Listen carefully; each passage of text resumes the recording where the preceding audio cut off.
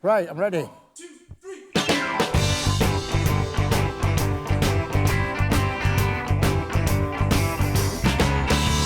I could be in vogue, extremely desired, or act like a rogue and get myself fired. I could lie, pretend I'm inspired. Oh yeah, I could die, 'cause this song has expired.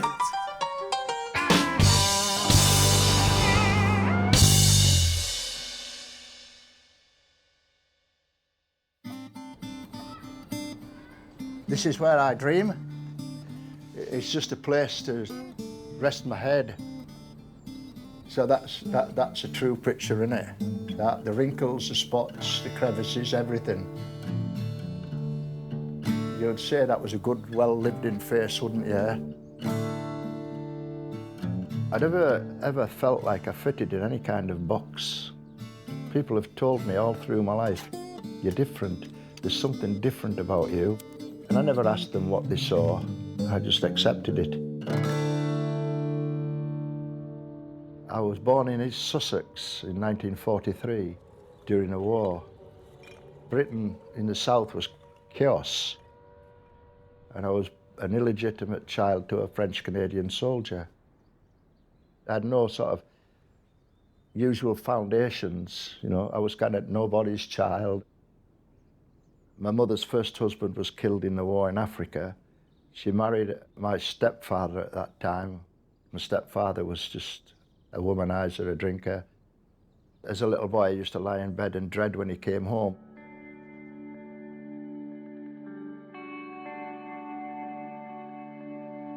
And then one of the family friends, knowing that I was vulnerable, fragile, started to spin a web of paedophilia, if you like, and they started sexually abusing me quite often. I told my best school friend, because he told me he was going fishing with this bloke, and I was warning him.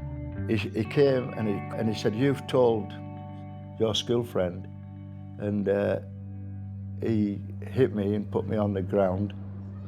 And I remember his words. He looked at me and he said, "You're a bloody fool, or else you're extremely brave." And that was it. Never saw him again.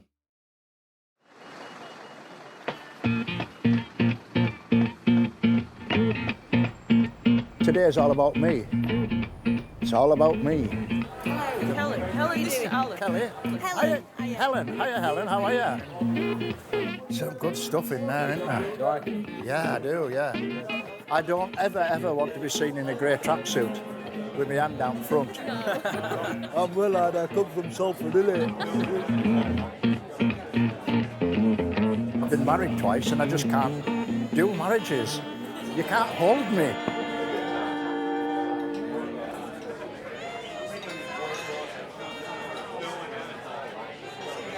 At an early age, I couldn't cope with the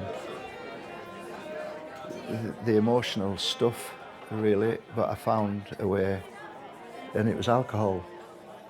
And it changed my personality immediately. And it was a case of, look at all my cares and tribulations melting in a lovely pool of wine. And I remember once I was in Scotland in this dance hall. Everybody was joyous and drinking and stuff like that.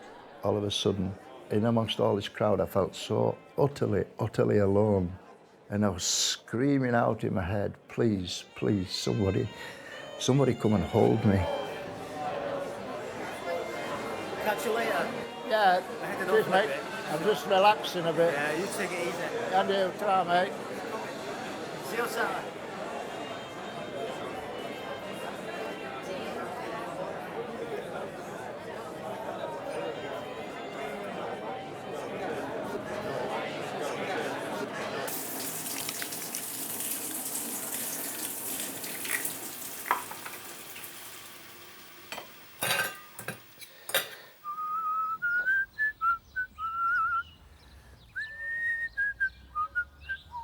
That house there is where we used to live. It's where my addiction was going full blast. Yeah. 2 children, a marriage, a divorce. But it wasn't all, you know, doom and gloom and everything. That was just my stuff and my addiction, you know. There were some happy times as well.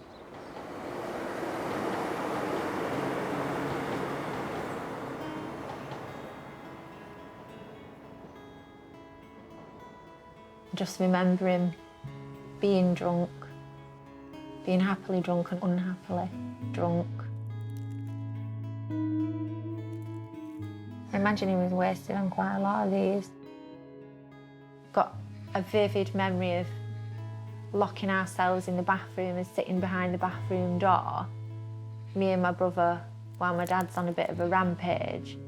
Because I remember sometimes we used to take our duvet in because we knew we'd be in there for a long time. We just knew he was extremely unhappy.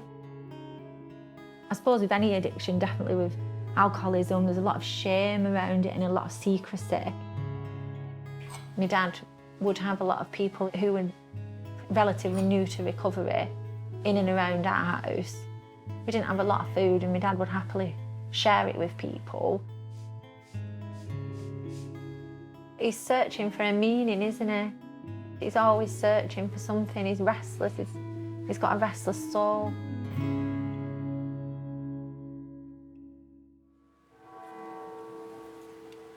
Look at that woman, she's laughing at us. Yeah, well, let her laugh. Probably the biggest laugh she'll have of all day. Feel it, Anthony. And it's like a sombrero. It's like a thing, yeah. Like you wear a horses or something, isn't it? Yeah, yeah. And we're going to spend some time on what's called step 4.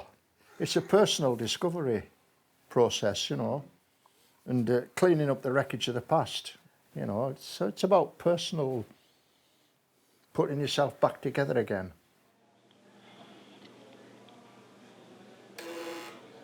Well, I've invited Allan today, who I've met previously. I find you inspiring and I like the way you present your story without holding anything back. What is the difference where some people manage to just suddenly get that moment where they realise, and others that don't and Die. do end up committing suicide. They die lots. Or drink themselves to death or carry on with the drugs. That spark, where did it come from? Well, I believe in human nature, we've all got it. Some people see it and have an opportunity and some don't. But we get rid of all the falseness and all the niceties and all that, and then we get right down to basic human. And that's where you have to get to, sometimes where I've been. Who's the real Allan? What am I?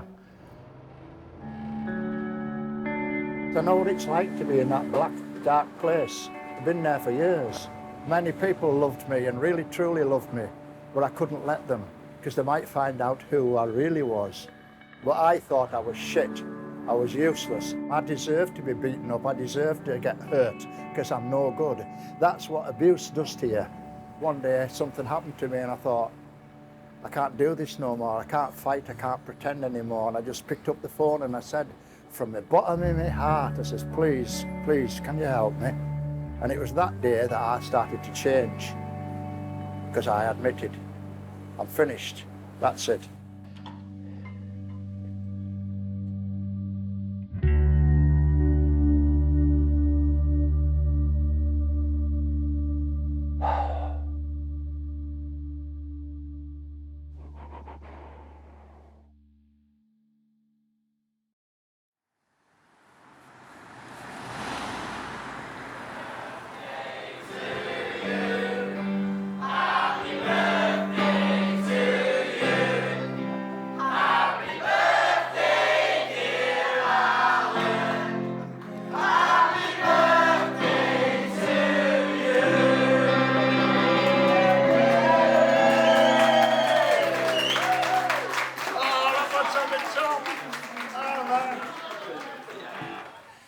I'm 26 years clean and sober. And you've all touched me with your kindness. I have never, ever in my life felt love like this. I thank you all for standing beside me I thank you all for giving me the freedom, and I thank you for letting me dance again. Thank you. Thanks, Alan.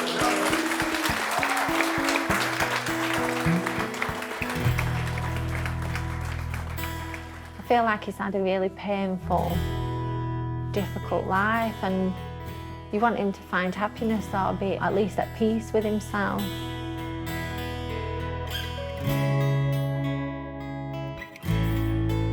All my life, I've been hating that bloke. What he did was wrong to a child, but in a way I forgive him. The more you fight something, the more you fuel in it, the more anxious you get. Sometimes the best battles are won by holding up the white flag.